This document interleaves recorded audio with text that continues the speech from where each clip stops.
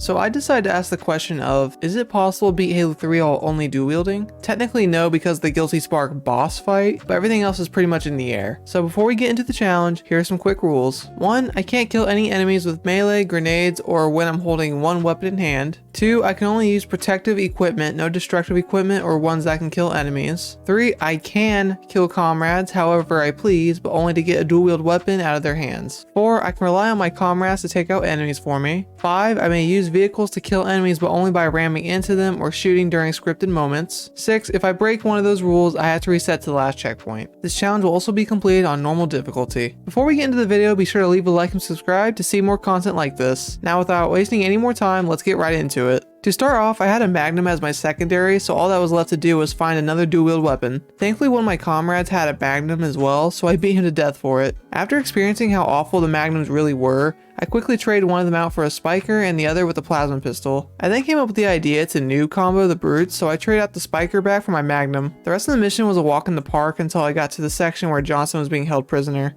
I took the underground path to see if I could sneak up on the brute chieftain, but he had the drop on me instead, and he continued to make quick work of me again and again. But after all the struggle, the mission was complete, and Kilo 2-3 picked me, RB, and Johnson up. To start off this mission, I decided for old Halo 2's sake, I would dual wield 2 SMGs. Unfortunately, the SMGs aren't very effective and they run out of ammo very quickly. I cleared out the hangar for the Marines and got my hands on a plasma rifle, which is a lot more effective than the SMG. The swarm of drones busted through the pipe and it was quite satisfying gunning them all down with a plasma rifle and SMG. I made quick work of the brutes in the hallway and I used a strategy I only just found out about.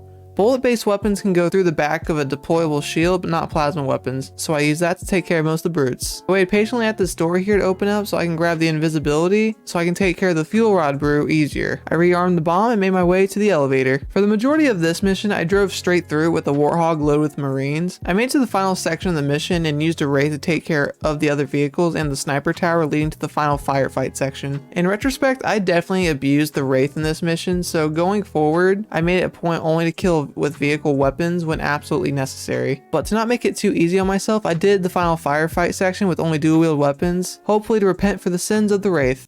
And I'll definitely pay for it later, you'll see. To start this mission off, thankfully I already had one Magnum and picked up another off the ground. Me and the Marines made it to the anti-air Wraith and I took both of them out by mounting them. I snagged a Mongoose with the rocket launcher Marine, which ended up being the best and worst decision I could have made. I tried to see if I left my Marine on the elevator if he would take out the Scarab's leg so I can jump on with dual weapons, which was a lot harder than I was expecting. I then jumped on the Scarab first try, which made taking it out a lot easier. After some struggle, I took out the packs of brutes and I encountered my first set of hunters. I had no idea what to expect, but it wasn't this. Gotta get around them, Jade. Look for gaps in their armor.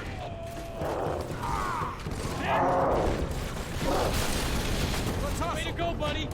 I did the hide behind deployable shield strat again and I took out most of the chieftain's crew. After some time I took out all the Covenant guarding the Mac gun and I destroyed it with 2 charged plasma pistols. Now we have our first encounter with the Flood and it wasn't that bad actually. I got dual SMGs and plowed through the Flood with ease. This mission was no problem at all and I found out the plasma rifles are very effective for taking out hordes upon hordes of Flood. And it's really nice not having to reload and risk being vulnerable. So I'm on the Ark now and I didn't spawn with any dual wield weapons and my teammates weren't shooting, so I was out of luck for a while. So I ran past every enemy and finally got my hands on 2 spikers. I got in this lonely chopper and started ramming all the other ones. The big battlefield wasn't that hard either because I solely relied on my Marine and the Warthog turret to take out everything. So I tried to drive to the gate in a Warthog, but then that proved to be pointless, so I allowed myself to use a Scorpion for the first part, which again I'm going to end up paying for real soon. After walking through the gate and turning on a light bridge for my comrades, I got to experience my second Scarab encounter. That went on for 50 freaking minutes. What made this Scarab fight especially difficult was the fact that there were limited enemies on the Scarab with dual wieldable weapons, and even if I were to get on there was no guarantee that one of my teammates would kill them, or I would get lucky enough and ram one of them with the chopper. And I didn't want to rely on vehicle weapons like I had been doing. I'm not going to talk about each individual death because then we'd be here all day, so I'll just leave the notable ones in. I tried to jump on the Scarab with a grav lift while it was still mobile. Trying to get on a chopper with a grav lift combo, which sent me into orbit. They got its legs. Climb aboard. Nearly getting on it with dual weapons, but failing last second and getting rammed by a chopper.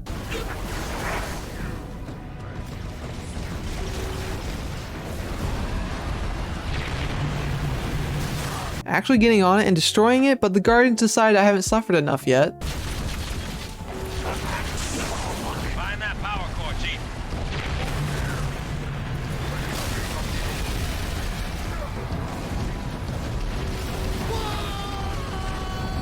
It became one with the wall, and there was literally nothing I could do, so I decided to kill myself with a tank.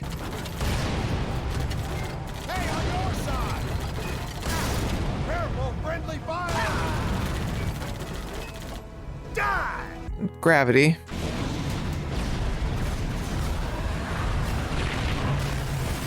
Being swatted by the Scarab like I was a fly. Whatever the hell this was. Gravity again.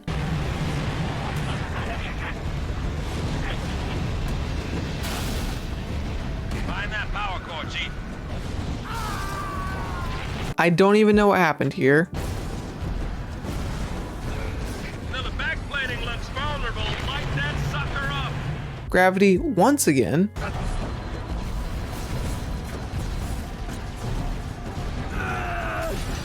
Sent into orbit again.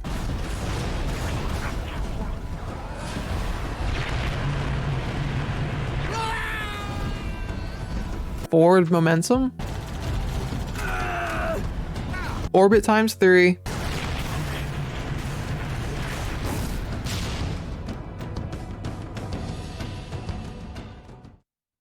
And last but not least, orbit times 4.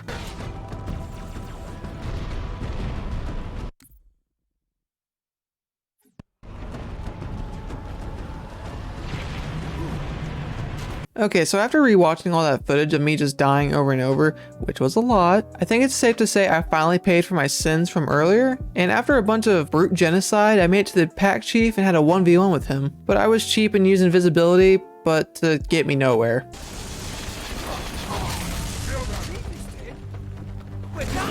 With help from 2 of my comrades, I killed the rest of the pack and finally beat the Ark. I didn't start with any dual wield weapons, so I relied on my teammates to take out some of the grunts so I can get their plasma pistols. After getting 360 no-scoped by a fuel rod cannon, I successfully took out the anti-air wraith and made my way to the first tower. My solution for dealing with all the enemy vehicles was to avoid them and just ram my warthog into the tower tunnel. I figured instead of dealing with all the enemies on the second floor, I would use this little shortcut here and avoid them. I took out the pack of brutes with relative ease and showed the chieftain who was boss. Now the part with the hornets and banshees, I decided I would only shoot the wraiths at the tower because you actually can't board the anti-air wraiths here, and I did try and it didn't work for me. After some more bruticide, me and the elites made our way into the third tower and I took my shortcut again by using a deployable shield to my advantage. I took out the other pack of brutes guarding the tower controls, picked up some new plasma rifles and got ready for the flood onslaught. I didn't realize that the brutes would go down to the first floor, so it was an absolute shit show when I went back down to the elevator. I got in a Gosshog and relied on my gunner until I made it to the hornets. Now you would think dealing with 2 scarabs at once would be harder than 1, but it was actually easier and it still wasn't a walk in the park though. This time it only took me half an hour. I tried many different things to get dual weapons on the scarabs. I tried ramming the hornet into the brutes that were in there, but that didn't work because the hornet doesn't get enough momentum to kill anything. I tried hovering over the scarab to allow my teammates to kill some brutes or to be killed themselves. That also didn't work. One attempt I actually managed to get 2 weapons at once,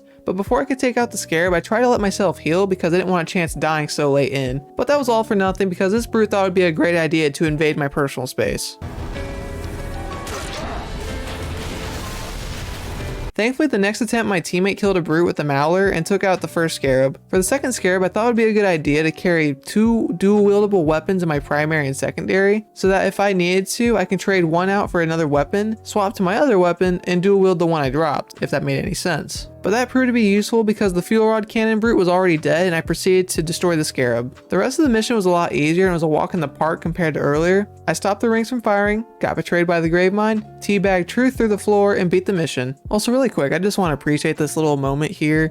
Just the fact that Chief actually reaches for Arbor so they can escape, it's just great and I love it. So from here on out, for the last 2 missions, we're only going to be facing the flood, so it's going to be quite annoying. I grabbed dual spikers and ran through parts of the mission that felt safe doing so. This mission was more annoying than hard, but it was just, I continued to just run and gun my way through. I picked up Cortana, destroyed the reactor, and once again made a run for it. I met up with Arbiter and the mission was completed. Finally on the last mission, and probably the most annoying one too, I started off with the same plasma rifles I had from the last mission, so I had to be careful not to run out of ammo. I made made it to the top of the tower and fended off the flood. I mentioned in the beginning of the video that you actually can't kill Guilty Spark with anything else but the Spartan laser, so I did have to use that. Also, my boy Arbiter didn't deserve this. He was just curious what was going on. I killed Spark and continued on with the rest of the mission. I picked up 2 plasma rifles, which I got from 2 flood combat forms that Arbiter thankfully killed for me. I ran and gunned my way to Johnson's Warthog, and after a quick and effortless Warthog run, I beat Halo 3 while only dual wielding. So Halo 3 only dual wield is a doable challenge besides the Guilty Spark boss fight, and even the parts where it requires you to use vehicles. I just got impatient and wasn't looking for other ways to beat the level without them. I will return to those levels another day and beat them again, but without using vehicles to take out the enemies. Also, especially because I don't feel too great that I did that in the first place,